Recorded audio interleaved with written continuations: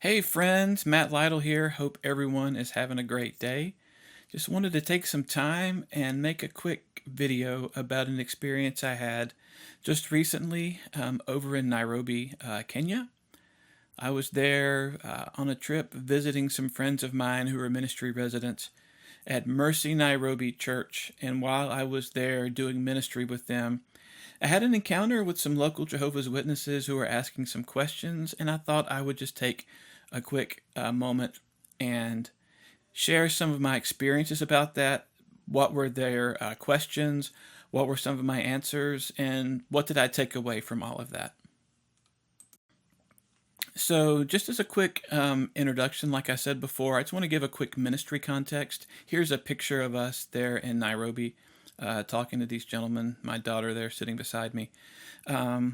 Here's what we need to know. I was just there, I was not there as an apologist. Like, I'm not a Christian apologist. I mean, I do have a doctorate in theology and ethics, but not really apologetics. It's not something that I claim to be an expert in. Certainly not an expert in Jehovah's Witness theology. Was not expecting this. Again, I was out sharing with people there on the street, and when I came back, these gentlemen were there at the table with questions. And I'm going to talk a little bit here in a moment about what their questions were and about what my answers were. And so my experience was that I think it went pretty well, especially since I wasn't prepared. I didn't know that there was going to be a debate that day. But I think it went pretty well. At the end of the conversation, the elder suddenly decided to leave the conversation. Usually that means that they don't feel that they're winning the argument, and they decide that it's not worth their time and they leave.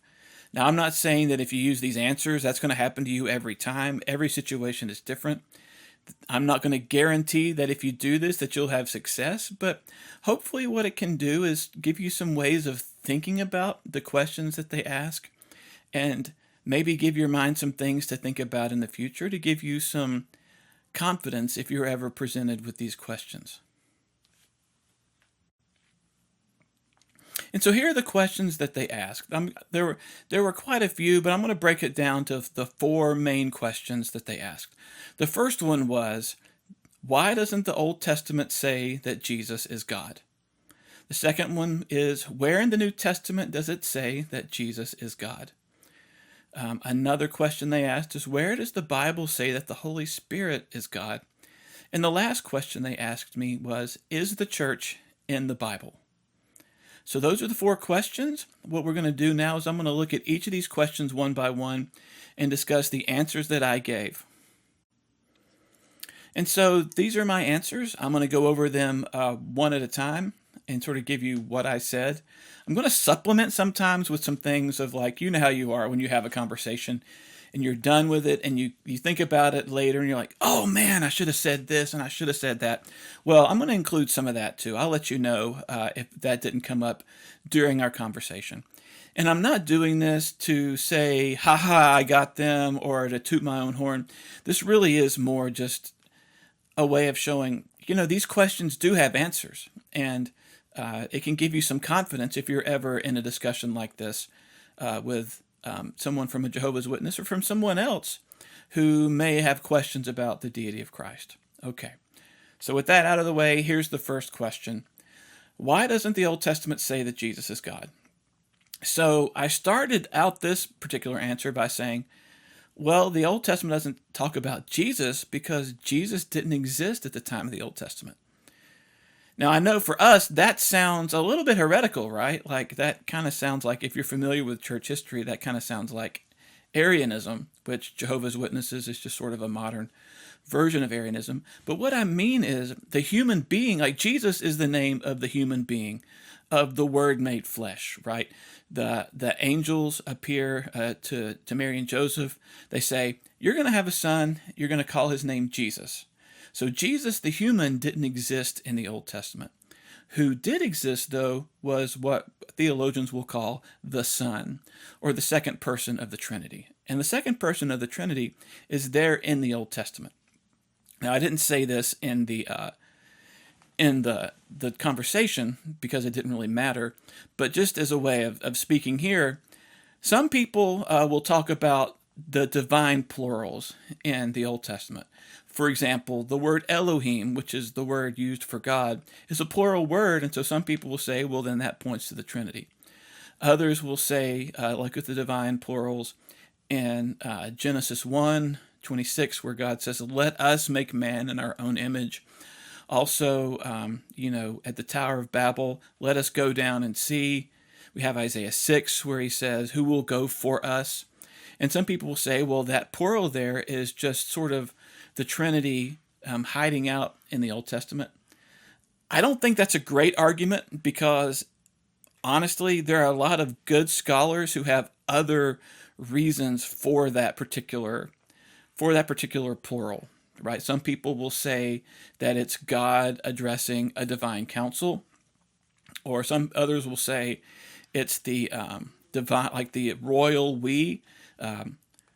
Some of those have better support than others. My point is that's a really easy argument to sort of argue away from someone who doesn't believe that the Son or the Trinity is in the Old Testament. The good news is there are better passages that you can use to sort of show diversity in the Godhead in the Old Testament. The first one I went to was Genesis 18, okay? Genesis 18 and 19.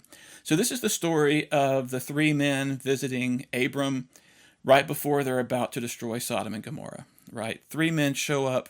One of them identifies himself as the Lord, right? And the Lord appears as a man, right? Because at first it says three men approached, but one of them is called the Lord, Yahweh, or Jehovah, right? Jehovah is just a transliteration of Yahweh, right? So that's how it's translated in the King James version, which is the version that the Jehovah's Witness New World Translation is based on.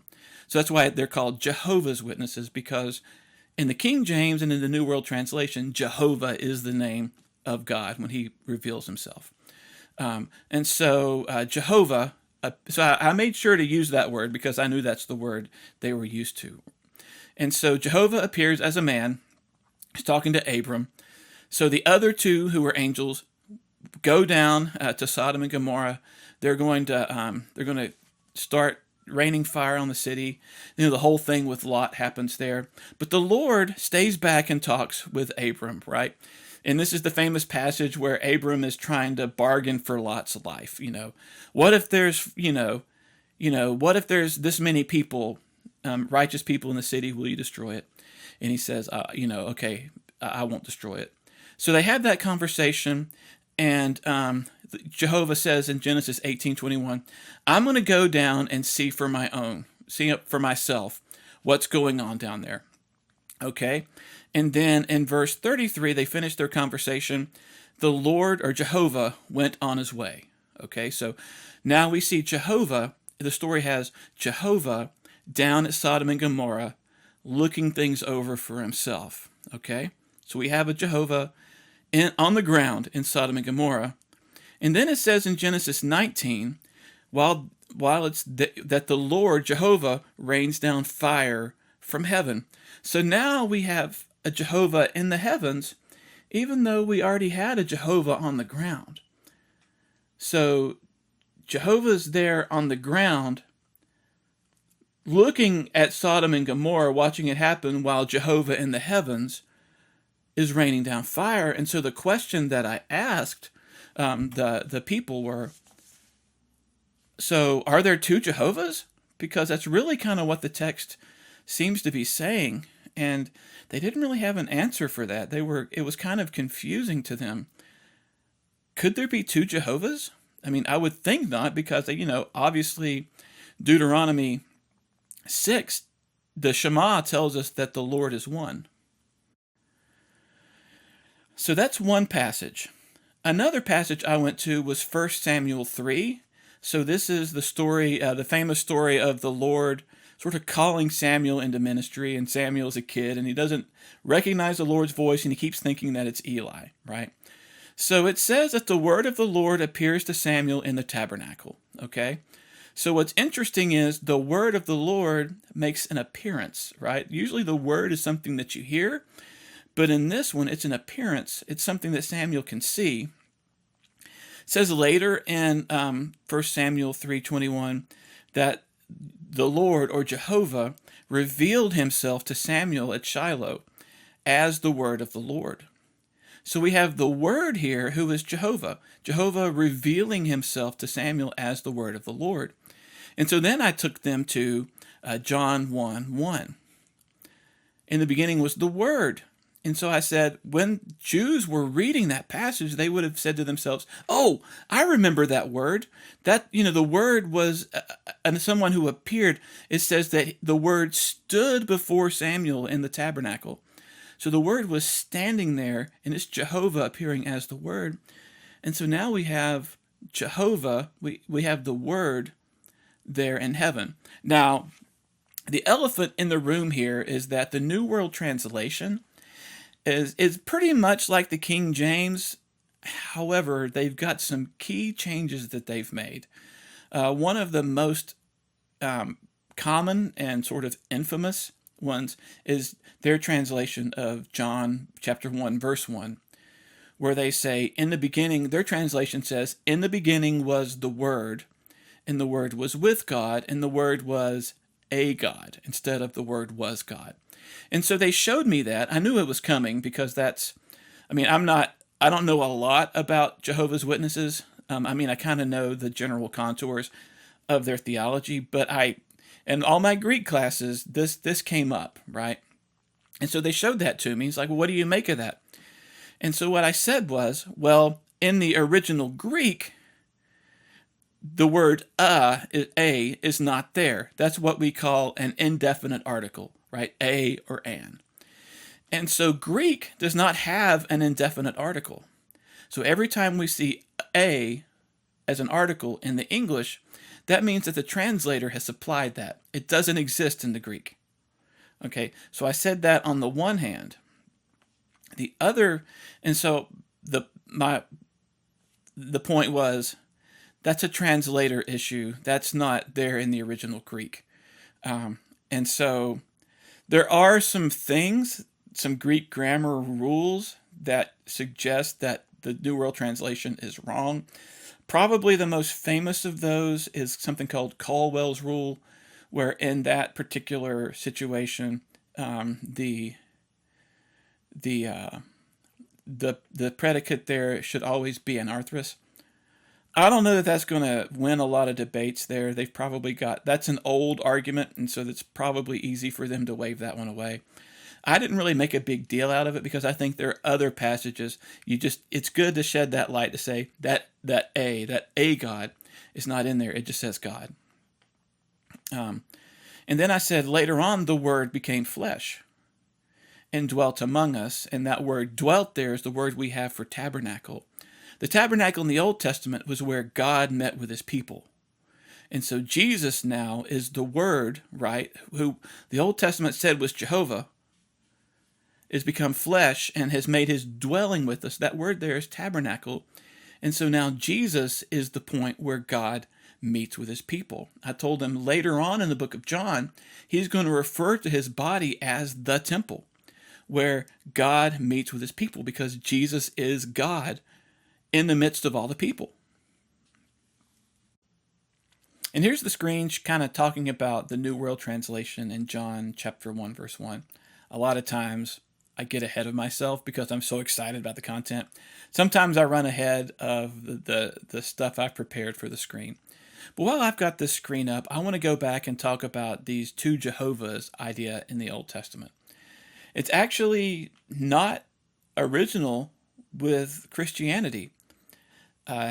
There is evidence of Jewish interpretation and rabbinic interpretation of the Old Testament showing two Jehovah's that predates the New Testament, that predates the incarnation of Christ by a good margin. And so we have this period between the Old Testament and the New Testament. Commonly, a lot of people will call it the intertestamental period, which makes a lot of sense. Scholars, because they like to have fancy names for things, call it the Second Temple period. So that I'm going to use that word just because I'm going to keep sort of throwing it out there. If you're ever reading and you see people talk about the Second Temple period, just realize that's the intertestamental period. So we have evidence of scholars, of rabbinic scholars, people whose jobs are to study the Old Testament, who noticed this idea that there seem to be two different Jehovahs that are portrayed in the Old Testament.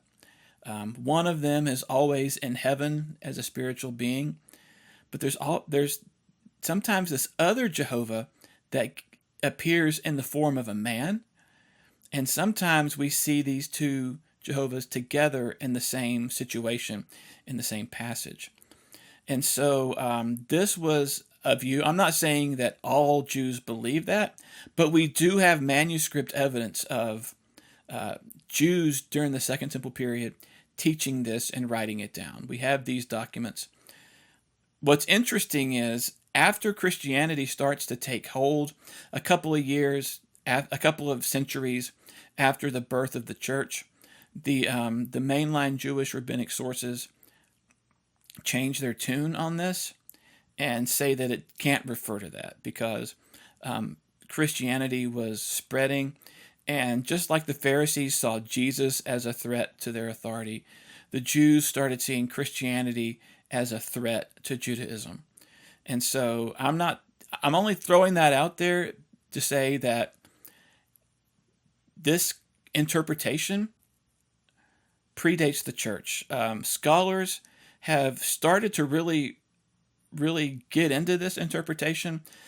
These documents that I'm talking about were fairly recent discoveries through the Qumran and other places where we're finding these preserved scrolls from the Dead Sea Scrolls from before the New Testament. And so we're starting to pick that up. There's actually a book called The Two Powers in Heaven, which is what this view is called, written by a Jewish scholar who's not a Christian, but was saying this is kind of what they believed. And so we have Jewish scholarship now talking about Jewish scholarship then, saying this was what people were believing back in the day. So I'm just throwing that out there to say this is not just made up stuff that I'm making up trying to win an argument. There's actually evidence for this that predates the church. So another place I went to with them was John chapter 8. This is a place where Jesus is calling himself God. He's talking to the Pharisees. They're confronting him. They don't like him. They don't like his message. And they say, they're talking bad about him. And Jesus said to them, look, Abraham longed to see my day. And they're like, you're not even 50 years old and you've seen Abraham? And Jesus says, I tell you the truth, before Abraham was, I am. That's God's name, right? That is the translation of Jehovah. I am that I am. And Jesus is saying, I am. Not only is he saying, I am Jehovah, I am, but I predated Abraham. Abraham was, but I am. Jehovah, right? The word, that's what God says his name is in the burning bush encounter with Moses. And what's interesting there, this is another place I went to in the Old Testament that I just remembered that I said. So pardon my my pinball mind going on here, is that in Exodus, I think it's Exodus 3, where he's appearing to Moses, God's appearing to Moses, it says the angel of the Lord appeared to Moses in a burning bush. But later on, it says that Jehovah is speaking out of the bush. So is it the angel of Jehovah or is it Jehovah? Well, it kind of sounds like it's equating the angel of Jehovah with Jehovah. And we see the angel of Jehovah showing up elsewhere as a man. So that's just another thing to think about there. Another example I went to with them was Jesus referring to himself as the Son of Man. This is one of the most common self-references that Jesus has. He refers to himself as the Son of Man a lot. And some people will think, well, that's just Jesus saying, hey, I'm just a man. I'm a man. I'm in the flesh. What's really going on, I think, is that he's referring back to the book of Daniel in the Old Testament.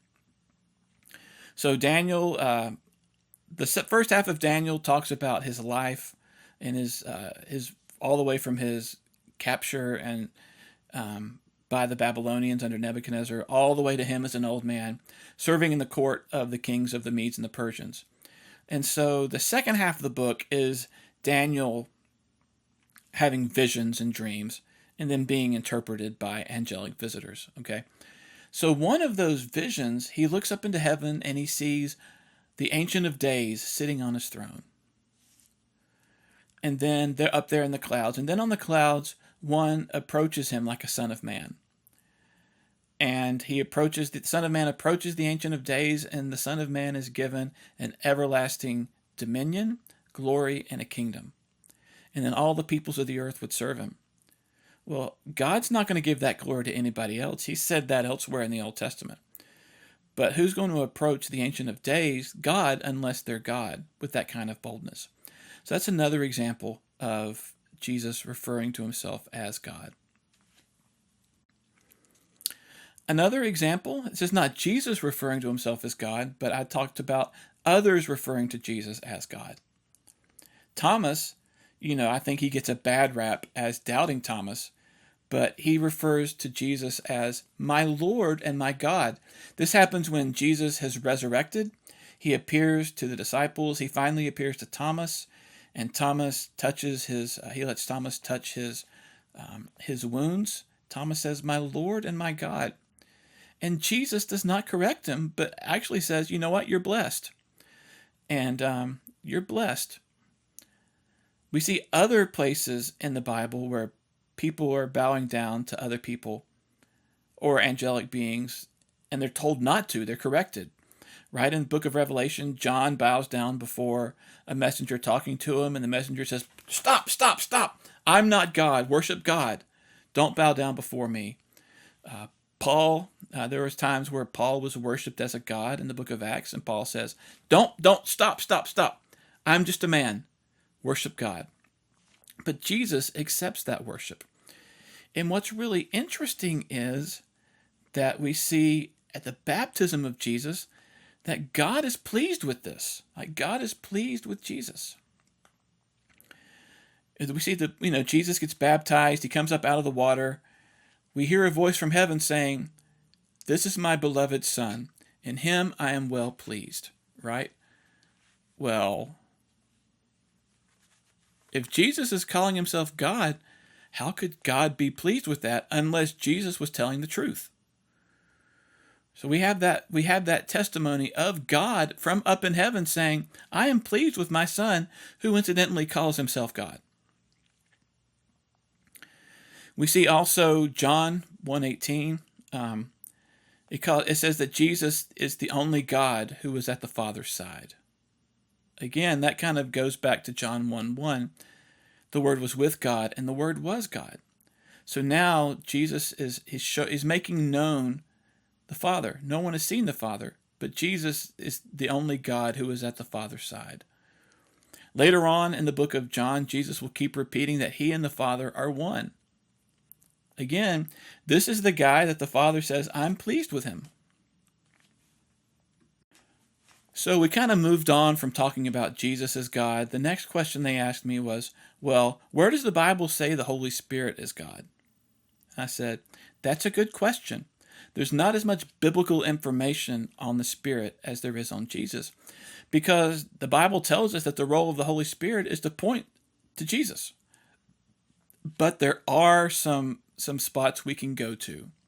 One is Acts 5. I didn't use this in the conversation because I just didn't think of it at the time.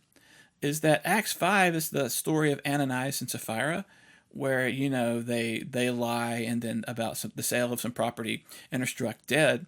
What's interesting is in Acts 5:3, Peter says that they've lied to the Holy Spirit. And then in the next verse, Peter says, you've not lied to men, but to God. And so in this passage, Peter is equating the Holy Spirit with God. Okay? Like, again, I didn't use that, but it's a good one to use. So I took them to 1 Corinthians 2:11. This passage, no one knows the mind of God except the Spirit of God. It says also in that passage that no one knows the mind of a man except the spirit of the man. So also no one knows the mind of God except the spirit of God. It's like, well, my spirit's not separate from me, right? My spirit's part of who I am. They're like, yeah. So if my spirit is part of me and knows my mind, okay, it's not a separate thing. Okay. And they agreed. So I said, then that means that the Spirit of God is God because he knows God's thoughts, because that's the analogy that's being made. The Spirit knows God's thoughts, and so therefore the Spirit is God. And so it's not a separate being. The Spirit is God. And they didn't really have an answer for that. I said also in Genesis 3, we see the Spirit of God being present at creation. So that was really the discussion of the Spirit. They didn't have as much to say about that. The last question was, is the church in the New Testament? And I have no idea why they asked this question. Again, I'm not an expert on Jehovah's Witness theology. There's got to be some issue with the church. And so I thought it was a strange question. Mostly because if they had even read the New Testament, how can you miss the church? Matthew 16, 18, Jesus talks about building his church. I said, well, I mean, the church is not in the Old Testament, but because the church was born in Acts 2, when the Holy Spirit is given to God's people. But in the New Testament, the church is all over the place. I said, you have all of Paul's letters, all of Peter's and John's letters. You have the book of Hebrews. Those are all written to churches, right? They're all written to churches, and even specific churches. So yeah, the churches in the New Testament, even in the book of Revelation, right? Revelation chapters 2 and 3 are written to 7 specific churches. So I'm not sure what their point was with that question, but it is what it is. And so those are the questions. Those are my answers. Again, I'm not an apologist by training. I just have spent a lot of time reading and listening to the Bible. So I just know the Bible. The elder decided to lead, probably because he knew it was not going anywhere. He did kind of concede that Jesus could be God, which I thought was encouraging. So in the end, I don't know. He didn't completely change his mind. In the end, I can't make someone believe, right? That is the job of the Holy Spirit. All I can do is present the truth and leave it up to God. In the end, if you're in a conversation like this, if you don't know the answer, that's fine. Just say, I'll look into that and I'll get back to you. But even if you do have the answers, if the person's not convinced at the end of the conversation, don't feel like a failure. All you can do is present the information. You can't make them believe it. You're not responsible for that. You're just responsible for being a good and faithful servant. So that's it. Thanks for your time. I know that was a lot to chew off, a lot to think about, but I hope that it's helpful for you and that it's something that you can use in your own, maybe your meditations about who God is. But also, if you have friends or people who are Jehovah's Witnesses, or if you're approached by one at your door, you have some ways that you can talk about it. I don't want it to, this was, for me, was not like, I'm going to win this at all costs, right? Because winning an argument is not going to help me win souls, if that's my goal. My goal was to try to convince them because I want them to know the truth. So in the end, you debate charitably, but don't be afraid to stand on the truth. So that's it. Thank you again for listening. Thank you for your time. And hope you have a great rest of your day.